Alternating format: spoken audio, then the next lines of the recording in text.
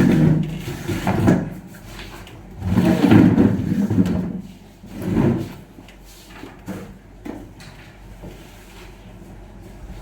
जी, कल हमने topic start किया था बेटा वर्क।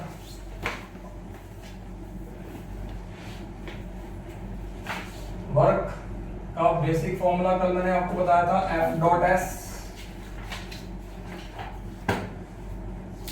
एस को आगे फर्दर खोल सकते हो, एफ एस कोस थीटा।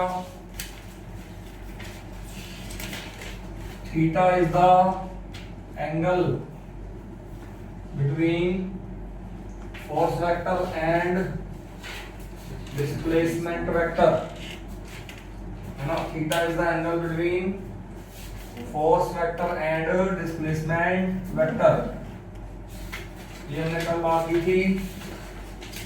कल हमने तीन तरह का वर्क पढ़ा था, positive work, negative work and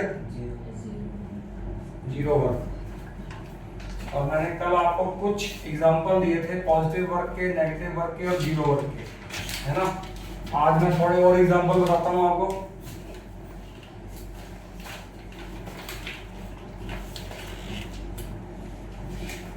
आज मैं आपको थोड़े से और एग्जांपल्स बताता हूं। कौन से वर्क के? पॉजिटिव, नेगेटिव और जीरो वर्क के। जैसे अगर मैं आपको ये कहूं, पहला एग्जांपल ले रहा हूं मैं कह रहा हूं बेटा ये ग्राउंड है, ठीक है। मैं कह रहा हूं ये ग्राउंड है और ग्राउंड से ऊपर से ये बॉडी है ना। इस बॉडी को क्या कर दिया हमने? रिलीज कर दिया, छोड़ दिया। ये ग्राउंड मान लो, ये नीचे ग्राउंड है और ये बॉडी है। अब मैं क्या करने वाला हूं? इस बॉडी को छोड़ने वाला हूं। मैं छोड़ूंगा तो बॉडी नीचे गिरेगी। बॉडी नीचे क्यों गिरेगी? क्योंकि नीचे कौन सी फोर्स लग रही है? ग्रेविटी लग रही है, या ग्रेविटेशनल फोर्स बाय अर्थ लग रही है, उसी को ग्रेविटी बोलते हैं अपन। अच्छा, ऊपर की तरफ कोई फोर्स लग रहा है क्या? बॉडी नीचे आ रही है तो ऊपर की तरफ कौन सा फोर्स लग रहा है? Air friction. एयर फ्रिक्शन कहां लग रहा है? ऊपर की तरफ लग रहा है।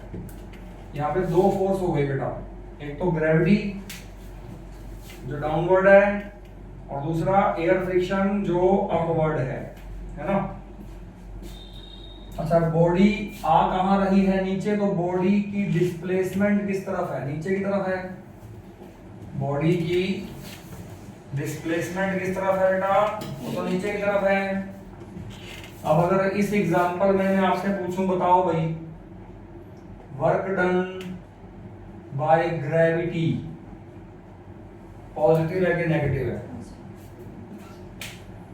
बताओ बेटा, work done by gravity positive है कि नेगेटिव है? पॉजिटिव। आप चेक करो, मैंने कहा था, कल बताया था मैंने, अगर आपको वर्क डन पता करना हो तो सबसे पहले आप क्या पता करोगे? Direction of force. फिर क्या पता करोगे? Direction of displacement. फिर दोनों के बीच में एंगल, और उस एंगल से आप पता चला लोगे कि वर्क डन क्या है, पॉजिटिव है कि नेगेटिव है। अब यहाँ पे ग्रेविटी वाली फोर्स बताओ कैसी है? डाउनवर्ड। डिस्प्लेसमेंट कैसी है? डाउनवर्ड। तो दोनों में कितना एंगल हो गया?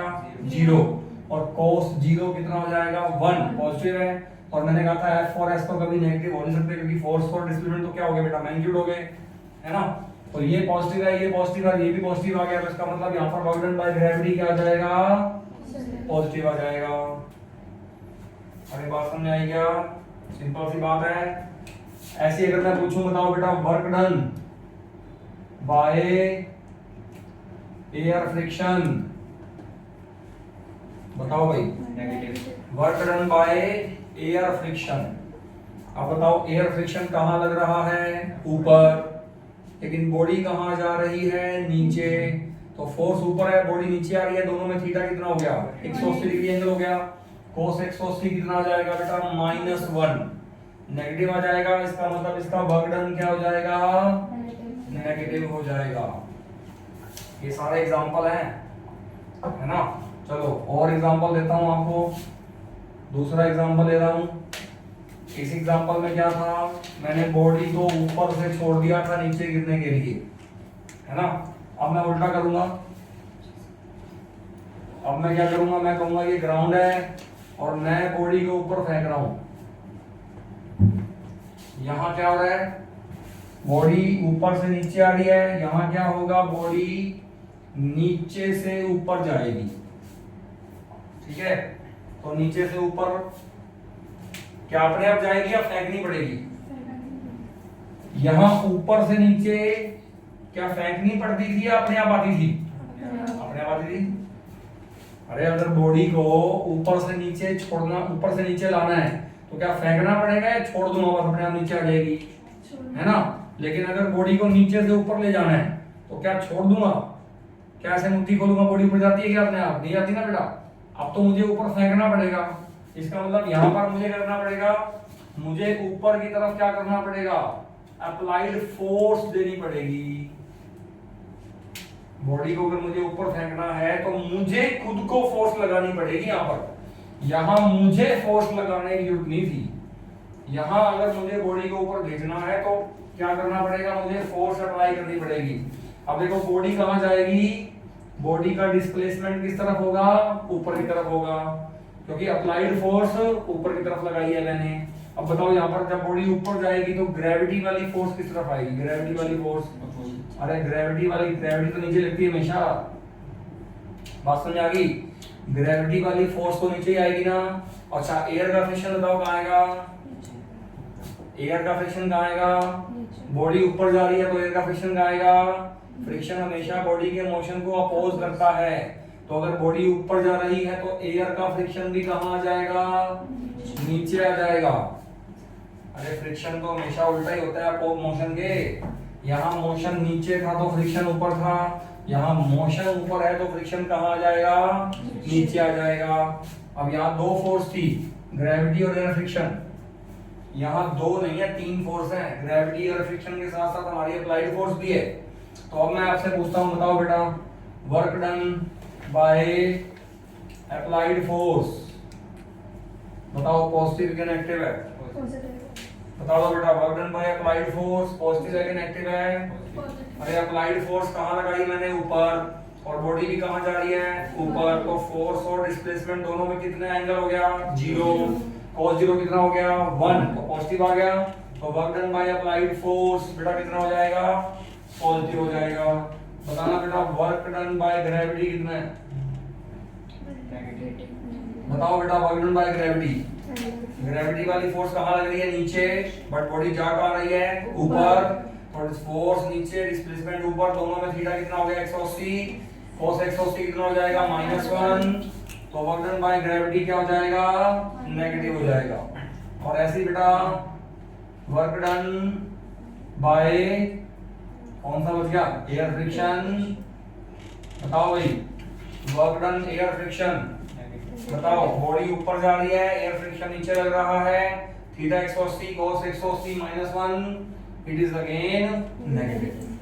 ठीक है, बोलो समझ में आया कि नहीं आया? अभी किसी भी एग्जांपल में आपको वर्क डन पॉजिटिव है कि नेगेटिव है कि 0 है, ये निकालना आना चाहिए हर हालात में। ठीक है बेटा, बात समझ आ गई? कर लोगे ना, बहुत आसान टॉपिक है। चलो ठीक है, ये साफ कर दूं, नोट कर लिया गया? ठीक है, वर्क डन पॉजिटिव, नेगेटिव और 0। मैंने काफी सारे एग्जांपल, मैंने कुछ एग्जांपल तो कल भी दिए थे आपको, और कुछ एग्जांपल बेटा मैंने और दे दिए आपको आज, वर्क डन पॉजिटिव के, नेगेटिव के और 0 के। Are you getting? चलिए साफ कर दूं क्या?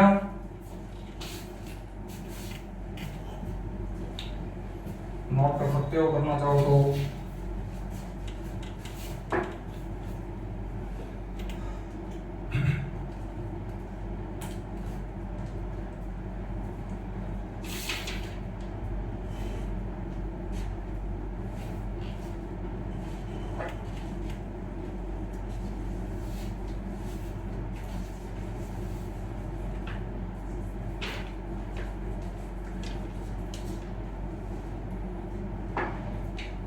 हो गया भाई?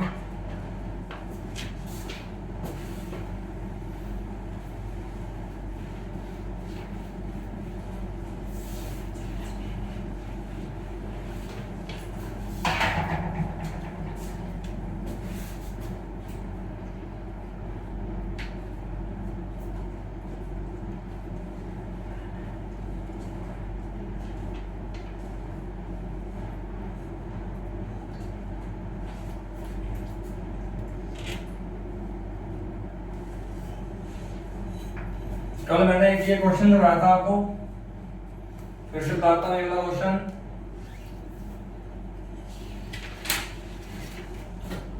अगर मैं आपको ये कहूँ एक बॉडी है, ये पड़ी है ए पॉइंट पे।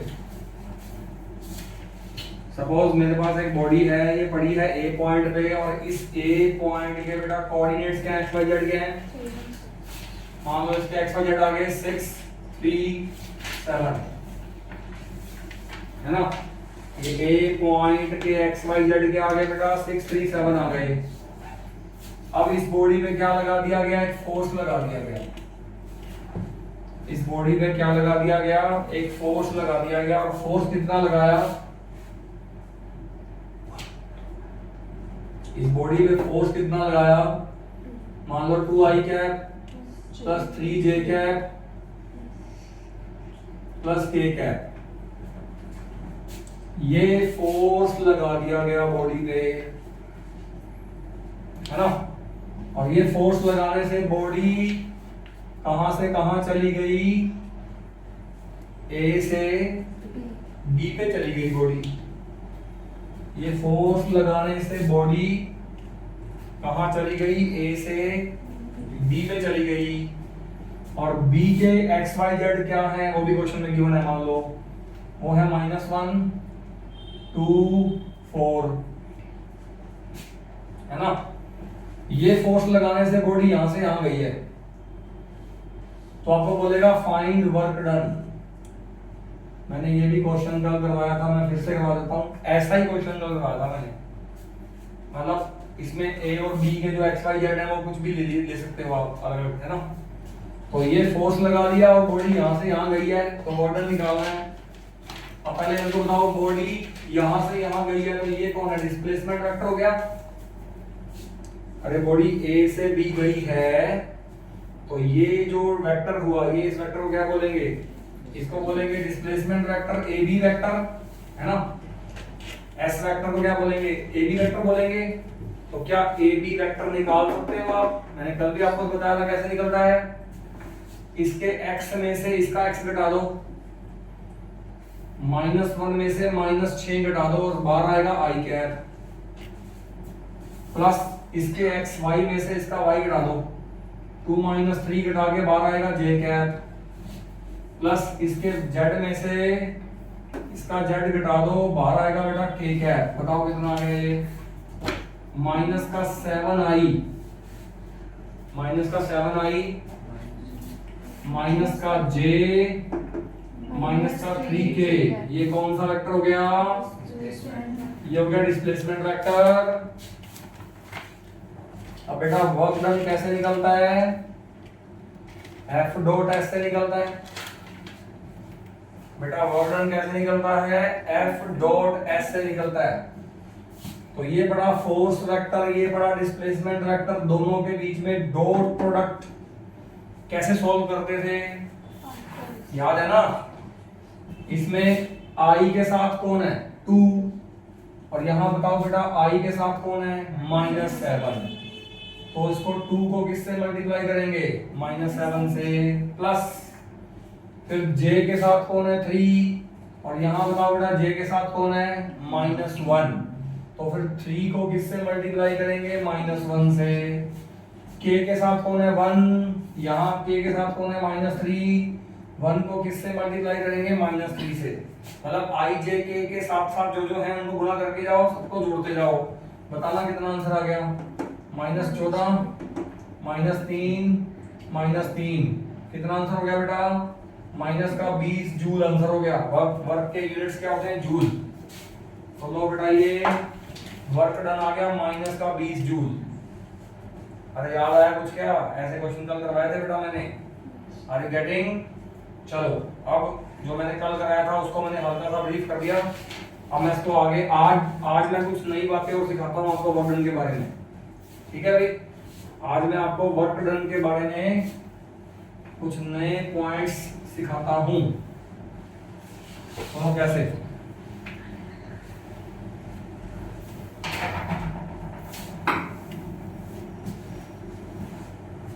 आज मैं आपको वर्क डन के बारे में कुछ नए पॉइंट्स सिखाता हूं। कल हमने पढ़ा था वर्क बराबर होता है F डॉट S, है ना। और मैंने इस फॉर्मूले पर आपको अभी अभी क्वेश्चन भी करवाया, कल भी करवाया था, आज भी फिर से करवा दिया वो वाला क्वेश्चन, है ना। चलो मैं आपको ये कहता हूं बेटा, ये वर्क का फॉर्मूला आपने पता कब लगाना है, जब फोर्स कैसी होगी, कांस्टेंट होगी। मेरी बात समझ में आ गई? अगर फोर्स कांस्टेंट होगी तो आप वर्क निकालोगे इस फॉर्मूले से। मैंने अभी जो पीछे क्वेश्चन करवाया था उसमें फोर्स क्या थी, कितनी थी बेटा, 2i। चेक करना क्वेश्चन में क्या थी बेटा, force 2i plus 3j plus 2i plus जो अभी क्वेश्चन करवाया बेटा मैंने, जो मैंने अभी क्वेश्चन करवाया उसमें मेरा फोर्स क्या थी, 2i 3j और k plus 3j plus k, यही थी ना बेटा फोर्स। जो मैंने अभी अभी क्वेश्चन करवाया उसमें 2i plus 3j plus k ये फोर्स थी। बताना ये फोर्स कांस्टेंट है क्या नहीं है, बताओ। ये फोर्स कैसी फोर्स है पता है आपको, ये फोर्स कांस्टेंट फोर्स है। ये बेटा फोर्स कैसी है, ये बेटा कांस्टेंट फोर्स है। मेरी बात समझ में आ रही है? ये फोर्स कांस्टेंट है, इसीलिए हमने वर्क का ये वाला फॉर्मूला लगा दिया। अब मैं आपको ऐसा क्वेश्चन करवाऊंगा जिसमें फोर्स मैं कैसी ले लूंगा, वेरिएबल। फिर हम वर्क का ये वाला फॉर्मूला नहीं लगाएंगे वहां। कौन सा फॉर्मूला लगाएंगे, सुन लो पहले ध्यान से। ये फॉर्मूला कब लगाना है, जब फोर्स कैसी होगी, कांस्टेंट होगी। और अगर फोर्स हो जाए वेरिएबल तो फिर हम वर्क कैसे निकालेंगे पता है, फिर हम पहले छोटा सा वर्क डन निकालेंगे। किसके लिए, छोटे से डिस्प्लेसमेंट ds के लिए।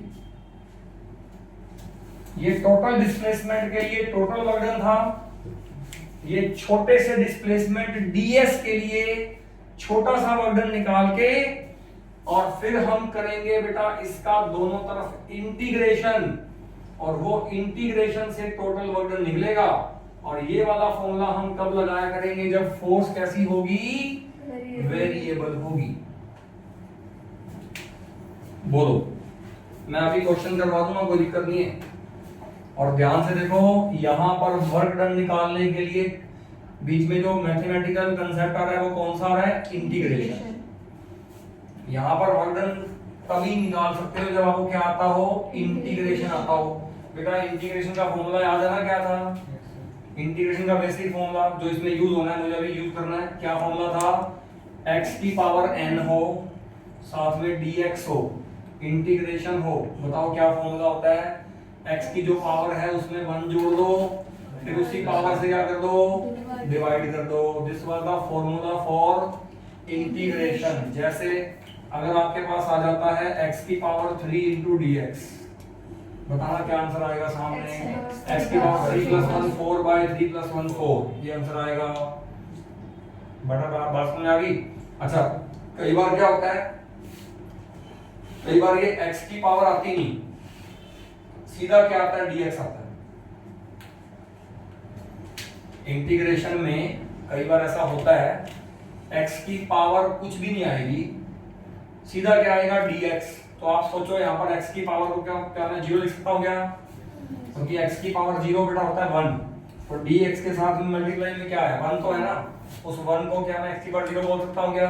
अब मुझे बताओ ये कितना बन गया, ये बन गया x की पावर 0 प्लस 1 बाय 0 प्लस 1, तो 0 प्लस 1 तो हो गया 1, और x की बेटा 1 पाओ तो इसका मतलब ये तो कितना आ गया, x नहीं आ गया।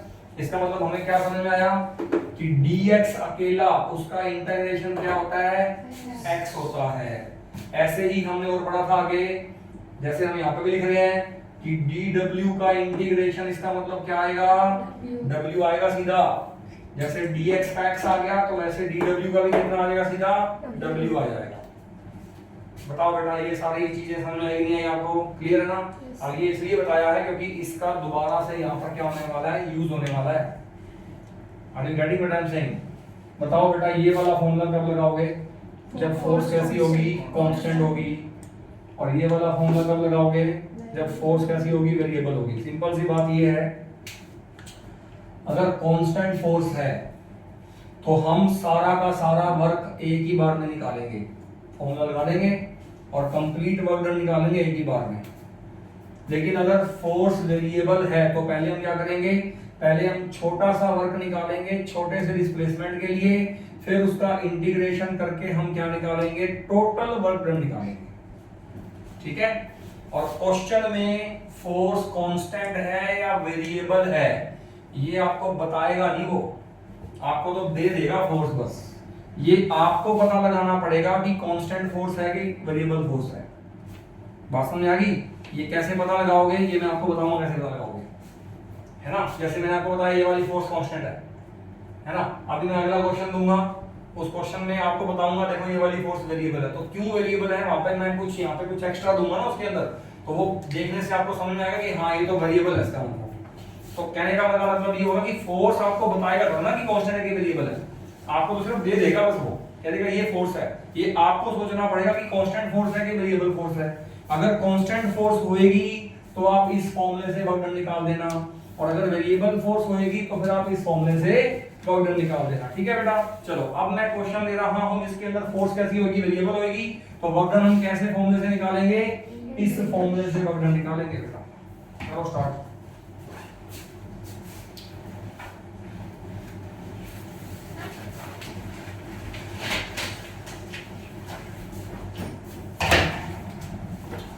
लो बेटे ध्यान से सुनना, क्वेश्चन क्या है,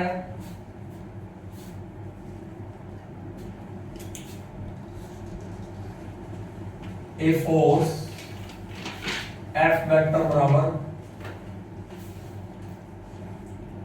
2x i कैप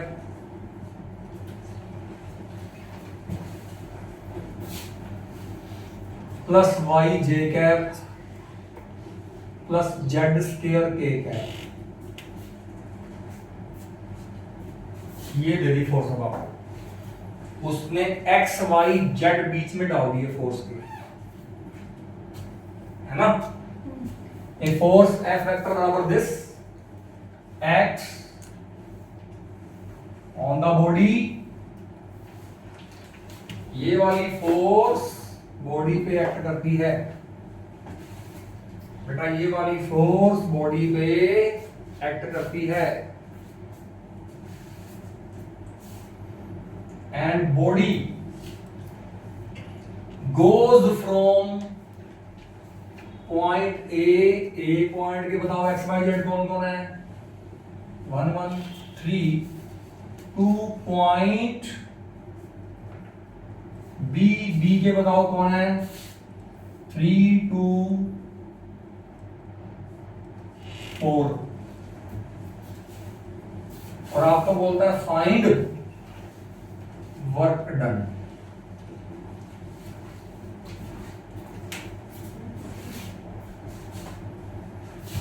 समझ में आया?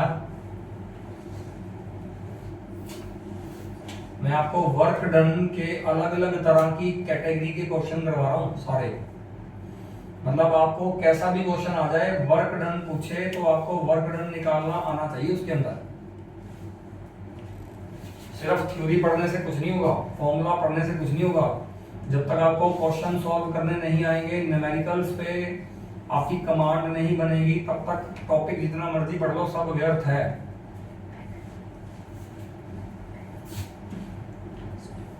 एक बॉडी पे फोर्स ये लग रही है और वो बॉडी यहां से यहां जा रही है। अब मुझे देख के बताओ ये फोर्स कांस्टेंट है वेरिएबल है? देखो ध्यान से देखो, आप जब बॉडी ए से बी गई तो x की वैल्यू बताओ कहां से कहां चेंज हुई है बेटा, 1 से 3। y की वैल्यू कहां से कहां चेंज हुई है, 1 से 2। z की वैल्यू 3 to 4। x भी बदलता है, y भी बदलता है, z भी बदलता है। और फोर्स के एक्सप्रेशन में x भी आ रहा है, y भी आ रहा है, z भी आ रहा है। जब x y z बदलेंगे, जब बॉडी a से b जाएगी x y z बदलेंगे, x y z बदलेंगे तो फोर्स बदलेगी। इसका मतलब आपको देखते ही ये समझ में आना चाहिए कि फोर्स वेरिएबल है। आपको देखते ही ये समझ में आना चाहिए कि फोर्स वेरिएबल है। तो मैं यहां पर वर्क डन कैसे निकालूंगा, इंटीग्रेशन से निकालूंगा। आर यू गेटिंग और नॉट? ठीक है बेटा, बात समझ आ गई मैं क्या बोल रहा हूं।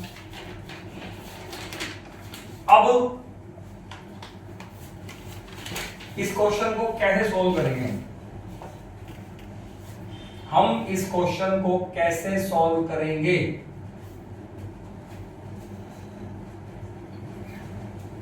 मैं आपको ये कह रहा हूं, ये ए पॉइंट है, ठीक है, ध्यान सुनो। ये ए पॉइंट है और ये बी पॉइंट है। पहले बॉडी ऐसा मान लो यहां थी, फिर ये वाला फोर्स लगा बॉडी पे और ये बॉडी अब यहां से यहां चली गई। तो यहां से लेकर यहां तक ये क्या हुआ, डिस्प्लेसमेंट एस हुआ, है ना। और मुझे यहां वर्क डन कैसे निकालना है, पहले मुझे यहां पर छोटा सा वर्क डन निकालना है। किसके लिए, छोटे से डिस्प्लेसमेंट ds के लिए। अरे ये बताया था मैंने, अगर फोर्स वेरिएबल हो तो सीधा फॉर्मूला मत लगा देना कहीं एफ डॉट एस, कहीं कह दो सर ये रहा एफ और आपको सर एस वेक्टर हमको निकालना आता है। हम क्या करेंगे, ए कितना है 1 1 3, बी कितना है 3 2 4, नहीं बात समझ आई। और हम कहेंगे एस कितना हो गया 3 - 1 2i, 2 - 1 j, 4 - 3 k। ऐसे हम ऐसे निकाल लेंगे, एस वेक्टर पता लग गया, एफ वेक्टर पता लग गया, दोनों का डॉट कर देंगे। अरे मैं कह रहा हूं गलत है वो, ऐसे करना ही नहीं। ऐसे क्यों नहीं करना, क्योंकि फोर्स ही वेरिएबल है। यहां पर वो टेक्निक नहीं काम आएगी जो पिछले क्वेश्चन में चल रही थी टेक्निक। यहां पर अगर उससे करोगे तो फेल है क्वेश्चन, वो गलत है, बिल्कुल रॉन्ग है, देखते टीचर काट देगा। यहां क्वेश्चन सॉल्व कैसे होगा, आपको दिख गया फोर्स वेरिएबल है, आपको पता है यहां से यहां जा रही है बॉडी, ये डिस्प्लेसमेंट है। लेकिन आपको क्या करना है, आपको इस टोटल डिस्प्लेसमेंट की बजाय पहले एक छोटा सा डिस्प्लेसमेंट लेना है ds। अरे यहां से लेकर यहां तक टोटल कितना डिस्प्लेसमेंट है s, लेकिन उसका एक छोटा सा पार्ट डिस्प्लेसमेंट का कितना बनेगा, वो बनेगा ds। बात समझ आ गई। और सोच के देखो, जब a से b जाओगे कौन कौन चेंज हो रहा है, x भी चेंज हो रहा है, y भी चेंज हो रहा है, z भी चेंज हो रहा है ना। a से b जब जाते हो तो दिख रहा है ना बेटा आपको 1 से 3, 1 से 2, 3 से 4, x y z तीनों में क्या आ रहा है, चेंज आ रहा है। तो मैंने मान लिया x में कितना चेंज आया dx, y में कितना चेंज आया dy, z में कितना चेंज आया dz, ये मैंने मान लिया। तो क्या इस छोटे से ds वेक्टर को मैं ऐसे बोल दूं dxi plus dyj plus dzk। पहले तो ये बताओ बेटा समझ में आया कि नहीं आया।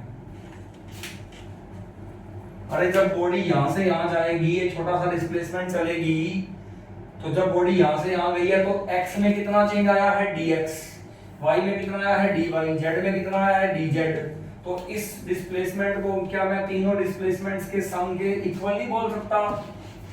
क्या मैं ds वेक्टर को ऐसे बोल सकता हूं क्या dxi plus dyj plus dzk, क्या ऐसे बोल सकता हूं क्या मैं? अरे सही बात है क्या? और अब मुझे करना क्या है, मुझे पता है अगर फोर्स वेरिएबल है तो मैं एक साथ फॉर्मूला F डॉट S लगा के वर्क डन नहीं निकालूंगा। पहले मैं छोटे से डिस्प्लेसमेंट का क्या निकालूंगा, छोटा सा वर्क निकालूंगा। चलो निकाल के दिखाओ। बताओ बेटा कैसे निकालोगे? What is F vector? ये पड़ा एफ वेक्टर, लिखो यहां पर पूरा 2x i cap y j cap z square k cap dot product करना पड़ेगा मुझे किसके साथ? ds वेक्टर के साथ। बताओ ds वेक्टर कौन है? dxi प्लस dyj प्लस कितना आएगा? dzk। अरे सही बात है क्या? अब बताओ सामने कितना आएगा? अब ये वेक्टर और ये वेक्टर के बीच में डॉट कैसे खुलता है पता है आपको? बता देता हूं बहुत बार। i के साथ कौन है? 2x। यहां i के साथ कौन है? dx। तो i के साथ जो जो है वो गुना कर दूं, 2x dx कर दूं इसको। अरे बोलो क्या इसको 2x dx कर दूं? अच्छा ऐसे ही बेटा प्लस j के साथ कौन है? y। यहां बेटा कौन है? dy। तो y और dy को गुना कर दूं प्लस जेड के साथ बताओ बेटा कौन है? Z square. और यहां कौन है? D Z. तो Z square into D Z गुना कर दूं और ये सामने बताओ कितना? ये सामने बताओ कितना आ गया? ये आ गया डी डब्ल्यू। तो ये छोटे से डिस्प्लेसमेंट का छोटा सा वर्क आ गया पहले। ये छोटे से डिस्प्लेसमेंट का छोटा सा वर्क आ गया पहले, ये बताओ। यहां तक सही बात है। अब क्या करूंगा? टोटल वर्क निकालने के लिए क्या करूंगा? इंटीग्रेशन करूंगा दोनों तरफ। तो अब मैं करता हूं दोनों तरफ इंटीग्रेशन। यहां भी करता हूं dw का। अब यहां इसका अलग कर देता हूं, इसका अलग, इसका अलग। तो 2x dx का इंटीग्रेशन, y dy का इंटीग्रेशन, z स्क्वायर dz का इंटीग्रेशन। ये इंटीग्रेशन कर दिया बेटा। सही बात है। dw इंटीग्रेशन 2x dx अलग से, y dy अलग से, z स्क्वायर dz अलग से। सही बात है। अब मुझे बताओ इसका जब इंटीग्रेशन करोगे तो x की वैल्यू बताओ कहां से कहां चेंज हो रही थी? x की वैल्यू बताओ बेटा कहां से कहां चेंज हो रही थी? बेटा 1 से 3। यानी कि यहां पर x की वैल्यू चेंज होती है 1 से 3। तो इसकी लिमिट क्या बनेगी? 1 2 3 बनेगी लिमिट। बताना बेटा y की लिमिट क्या बनाओगे? 1 से 2 बनाओगे। बताओ बेटा z की लिमिट क्या बनाओगे? 3 से 4। ये z की लिमिट बना दोगे। क्या अब इसको सॉल्व कर सकते हो? और यहां मुझे बताओ यहां कितना आएगा? dw का इंटीग्रेशन, वो तो w आ गया। अब इसको सॉल्व करना आपको आता है? बताओ कैसे करोगे? ये 2 कांस्टेंट है, 2 तो बाहर निकाल दिया मैंने इंटीग्रेशन से। और यहाँ बताओ कौन है? x की पावर 1। मैंने अभी आपको फॉर्मूला बताया था x की पावर, बताना क्या फॉर्मूला था? x की पावर n इंटू dx का इंटीग्रेशन का फॉर्मूला बताओ क्या था? x की power n plus 1 by n plus 1। तो यहाँ पर x की पावर 1 है, x की पावर 1 इंटू dx का इंटीग्रेशन है। 2 कांस्टेंट था, वो 2 तो बाहर निकाल दिया मैंने। अब बताना कितना आंसर आएगा? x की पावर 1 प्लस 1 2 बाय में 2। ये आएगा फॉर्मूले से। बताओ बेटा कितना आएगा? ये 2 कांस्टेंट था, बाहर आ गया। ये कितना आएगा? x square by 2।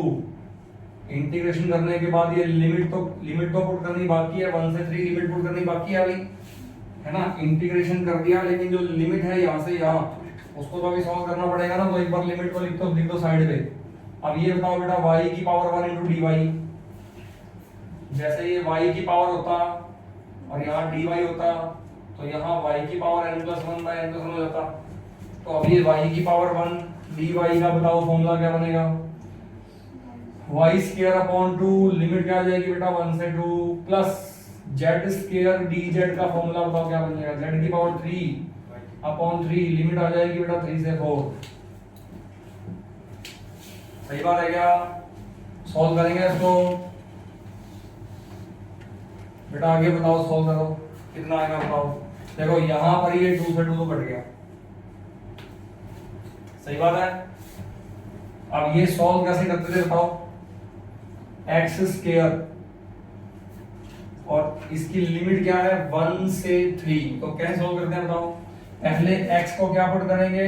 Upper limit 3, फिर माइनस x को क्या पुट करेंगे? Lower limit 1। तो बताओ क्या आएगा?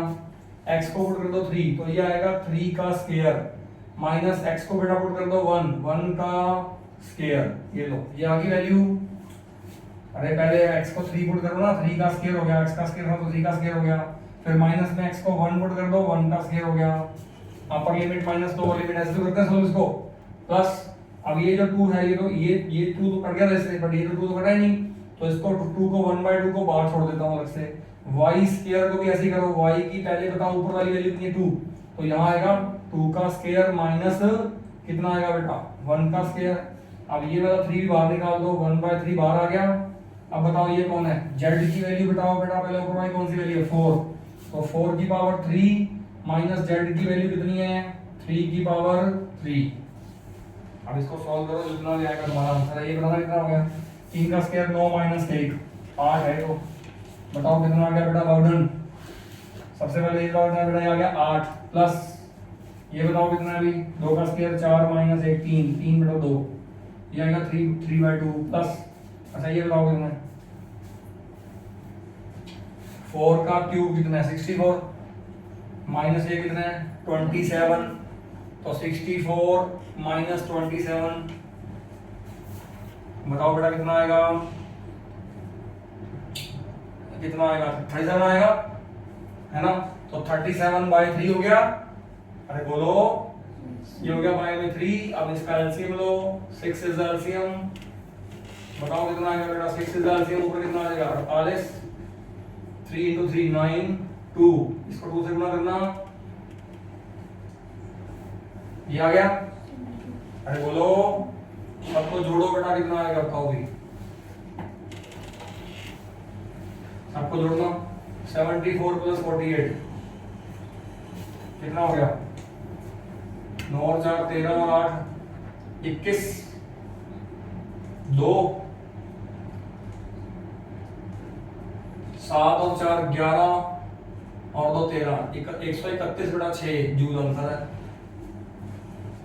जो भी आएगा आंसर है बेटा, यही आएगा आंसर। तो अरे बोलो समझ में आया कि नहीं आया तुमको।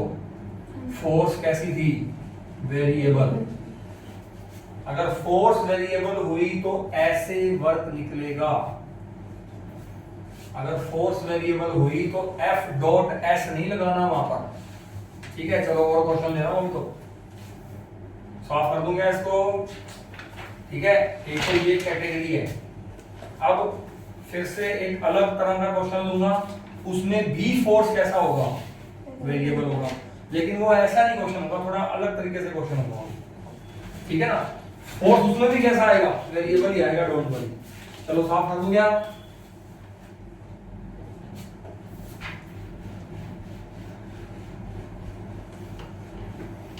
और घर पे जाके बेटा क्वेश्चन कर लेना इसके। हाँ भाई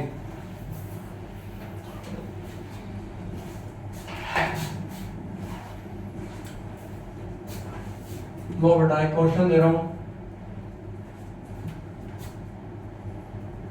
क्वेश्चन है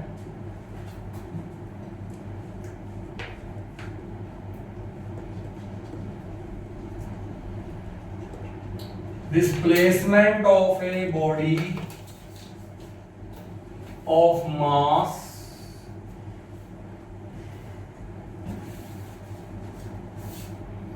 5 kilogram is given by x is equal to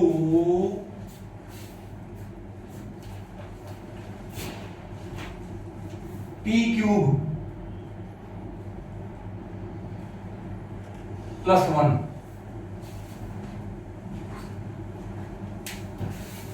ठीक है।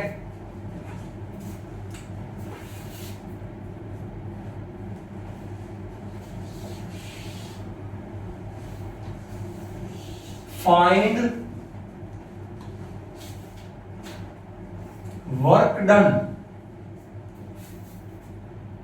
From t = 1 second to t = 2 second.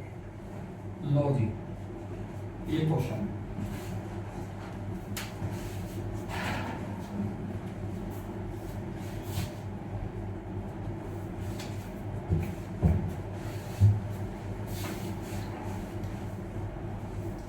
पहले बताओ क्वेश्चन समझ में आया? एक बॉडी है, कितना मास है बॉडी का? 5 किलोग्राम। और वो बॉडी चलती किसके अलोंग है? एक्स एक्सिस के अलोंग, क्योंकि उसका जो डिस्प्लेसमेंट है वो एक्स गिवन है। एक्स डिस्प्लेसमेंट गिवन होने का मतलब है कि बॉडी चलेगी किसके अलोंग? एक्स एक्सिस के अलोंग चलेगी। और जो डिस्प्लेसमेंट एक्स बराबर गिवन है वो क्या गिवन है? T Q plus 1।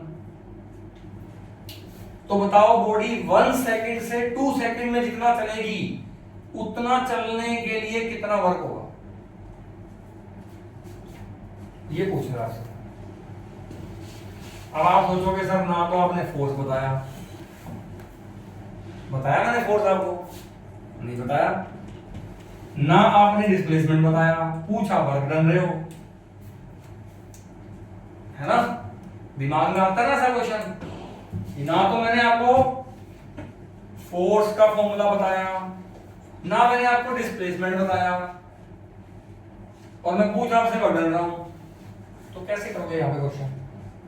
चलो मैंने आपको फोर्स नहीं बताया, क्या फोर्स निकाल सकते हो आप? फोर्स का फॉर्मूला क्या था? M A. एम पता है? देखो एम पता है आपको, इसका मतलब ए निकालना पड़ेगा। ए कौन है? एक्सेलरेशन। और मुझे गिवन क्या है? डिस्प्लेसमेंट। और मुझे पता क्या लगाना है? एक्सेलरेशन। अगर डिस्प्लेसमेंट गिवन और एक्सेलरेशन निकालना हो तो कैसे निकालते थे? डिफरेंशिएशन करते थे। काइनेमैटिक्स में जाओ, मेरी बात समझ में आ रही है? यानी कि इसका डिफरेंशिएशन करोगे एक बार तो वेलोसिटी आएगी, फिर से करोगे तो एक्सेलरेशन आएगी, उस एक्सेलरेशन को मास से गुना करोगे फोर्स आएगी। सही बात है क्या? पहले इतना करें, एक बार फोर्स तो निकालें, डिस्प्लेसमेंट का देखेंगे बाद में क्या होता है। एक बार पहले फोर्स तो निकालें, पर एटलीस्ट ये बात समझ आएगी। x बराबर टी क्यूब प्लस 1, ये डिस्प्लेसमेंट है, इसका डिफरेंशिएशन करो। कैसे करते थे डिफरेंशिएशन, याद है? dx by dt। बताओ कितना आएगा? टी क्यूब प्लस 1 का डिफरेंशिएशन। टी क्यूब का बताओ कितना आएगा? 3 आगे टी स्क्वायर प्लस में 1 का कितना आएगा? 0। अरे कांस्टेंट का डिफरेंशिएशन कितना होता है? 0 होता है। ये dx बाय dt कौन है? Displacement by time. ये कौन है? तो वेलोसिटी है। अब वेलोसिटी का डिफरेंशिएशन फिर से कर दो dv बाय dt कर दो फिर से। यहां करोगे तो यहां भी करना पड़ेगा। यहां बताओ कितना आएगा? 3 तो बाहर आ जाएगा, टी स्क्वायर का कितना हो जाएगा? 2t। और ये differentiation of velocity by time, ये तो एक्सेलरेशन है, तो कितना आ गया एक्सेलरेशन? 60 आ गया। कितना आ गया एक्सेलरेशन? 60 आ गया। क्या फोर्स निकाल सकते हो? मास इनटू एक्सेलरेशन होता है फोर्स का फॉर्मूला। मास कितना गिवन है? 5, ए कितना निकाल लिया? 6t। तो कितना आ गया फोर्स? 30t। ये फोर्स आ गया। लो जी, फोर्स तो बता दिया मुझे। अब सोचो जो फोर्स निकाला गया है वो कांस्टेंट है कि वेरिएबल है? कैसे पता लगा वेरिएबल है? इसमें t आ गया, और t तो बदलता है। अरे टाइम को फिक्स करना रहेगा, टाइम तो हर पल आगे चलता रहेगा ना। तो फोर्स इसका मतलब जो आई वो कैसी आई? वेरिएबल है। मुझे समझ में आ गया फोर्स वेरिएबल है, तो इसका मतलब क्या करना पड़ेगा? वर्क डन का फॉर्मूला F डॉट S वाला नहीं लगता, इसमें भी कौन सा लगेगा? F dot ds। यानी कि अब यहां पर हो क्या रहा है पता है आपको? यहां पर हो रहा है बॉडी पहले यहां है, बॉडी फिर यहां से यहां चली गई। बॉडी यहां पर किसके अलोंग चल रही है? x एक्सिस के अलोंग चल रही है। बॉडी यहां से यहां गई है, तो इसका छोटा सा डिस्प्लेसमेंट कितना बनेगा? dx बनेगा। मतलब यहाँ पे ds की बजाय मैं dx लूंगा सीधा, क्योंकि मुझे पता है बॉडी की डिस्प्लेसमेंट किसके अलोंग है? x के अलोंग है। और यहां पर मैं क्या करूंगा, पहले छोटे से डिस्प्लेसमेंट dx के लिए क्या निकालूंगा, छोटा सा वर्क डन निकालूंगा। तो पहले मुझे बताओ बेटा छोटा सा वर्क डन कितना आ गया, f इंटू dx। अरे बोलो, छोटा सा डिस्प्लेसमेंट dx के लिए छोटा सा वर्क डन कितना आ गया, dw बराबर कितना आ गया, फोर्स को डिस्प्लेसमेंट से गुना कर देंगे, फोर्स गुना डिस्प्लेसमेंट कितना है dx। सही बात है। अब फोर्स को पुट करो कितना आएगा, 30t और साथ में चल रहा है dx, सामने पड़ा है dw। इसके बाद क्या करना होता है, इसके बाद क्या करना होता है, इंटीग्रेशन करना होता है। इंटीग्रेशन करोगे तो क्या सॉल्व हो जाएगा, वो नहीं होगा। क्यों नहीं होगा, क्योंकि यहां t है तो साथ में dt होना चाहिए था, ये dx आ गया बीच में, तो dx को लाना पड़ेगा dt की फॉर्म में। क्या dx को dt की फॉर्म में ला सकते हो, ये पढ़ा। अरे dx बताओ कितना आएगा, 3t स्क्वायर इंटू dt। अब ये पुट करना पड़ेगा पहले आपको, यहां पर इतना दिमाग चलना चाहिए आपका। बताओ कितना आएगा ये, 30t, what is dx, 3t square into dt। अब बताओ ये कितना बन गया, 90t क्यूब इंटू dt बन गया। ये आ गया dw मेरे पास। यानी कि वर्क डन को मैंने सारे के सारे को टाइम की फॉर्म में ले लिया, और टाइम की फॉर्म में इसलिए लिया क्योंकि टाइम की तो लिमिट गिवन है मुझे 1 से 2। अब मैं करता हूं इंटीग्रेशन, कोई टेंशन नहीं है मेरे को। अब मैं दोनों तरफ करूंगा बेटा इंटीग्रेशन dw, यहां भी 90 कांस्टेंट है, बाहर आ जाएगा t की पावर 3 इंटू dt। लिमिट क्या आएगी बेटा, 1 से 2। अरे लिमिट बताना टाइम की क्या आएगी, 1 सेकंड से 2 सेकंड नहीं आएगी। अरे बोलो, अब इसको सॉल्व कर लो बेटा, आंसर आ गया। बताओ कितना आएगा dw, तो बनेगी बोलेंगे w, 90 बाहर, t की पावर 3 का कितना होता है बताओ, इंटीग्रेशन होता है t की पावर 4 बाय में 4, 1 से हो जाएगा 2। ये 4 को बाहर निकाल दो, 90 बाय 4 बताओ कितना हो गया बेटा, 45 बाय 2 हो गया। तो और ये t की पावर 4, t को पहले बोलेंगे 2 की पावर 4, 2 की पावर 4 माइनस 1 की पावर 4, 2 की पावर 4 बताओ कितना होता है, 16 होता है। तो 16 माइनस 1 15, तो कितना आ गया, 45 गुना 15 बटा में 2, सॉल्व करके जितना आएगा तुम्हारा आंसर है, जूल लिखो, ये आंसर है। बोलो, मैंने आपको वर्क डन का ऐसा क्वेश्चन करवा दिया जिसके अंदर इंटीग्रेशन भी यूज हो रहा है, डिफरेंशिएशन भी यूज हो रहा है। ध्यान से देखो क्वेश्चन क्या है। ये ऐसा वर्क डन का क्वेश्चन है जिसमें डिफरेंशिएशन भी करना पड़ा आपको, इंटीग्रेशन भी करना पड़ा, और फोर्स भी वेरिएबल था।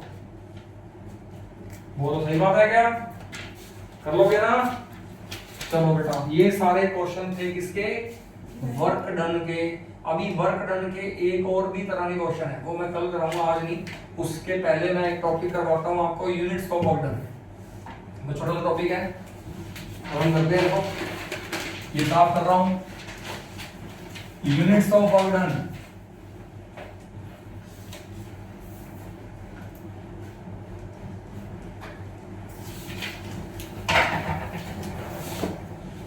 लिखो बेटा,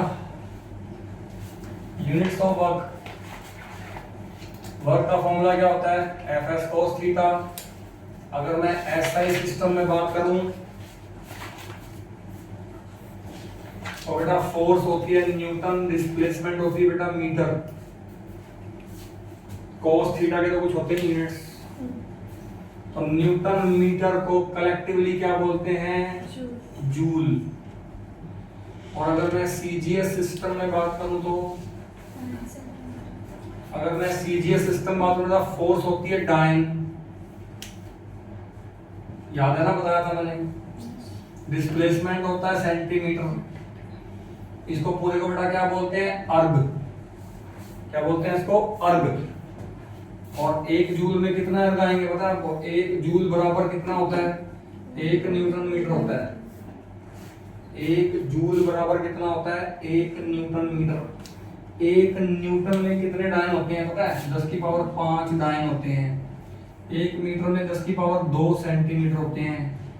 10 की पावर 7 डायन सेंटीमीटर इसको बोलोगे अर्ग। तो 1 जूल में 10 की पावर 7 क्या आ गए अर्ग आ गए। बोलो समझ में आया कि नहीं आया। टाइम कितना होगा अभी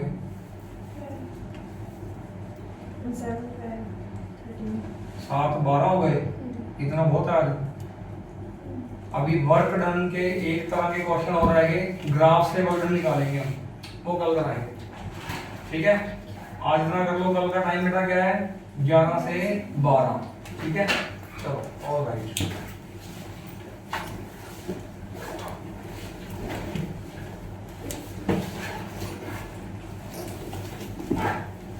उसका 12 से कर लो टाइम निकल गया। मान लो वो क्लासेस तुम्हारी हो भी गई सर वाली तो वो 1 से 2 2 से 3 ही होगी है ना। नहीं 1 से 2 3 तो 1 से 2 3 तो 3 होती हो 2 से 3 और 4। अच्छा फिर बेटा चलो कल देखूंगा मैं। तो मान लो कल सर ने ना लिया फिर को लिखूंगा 12 से 1 वरना फिर वो बच्चे बोलेंगे सर हमारा बीच में घंटा गैप आ गया।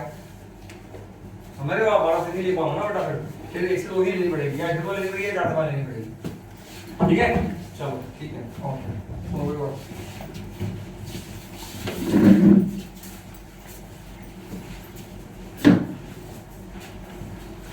बेटा कितना समझ में आया।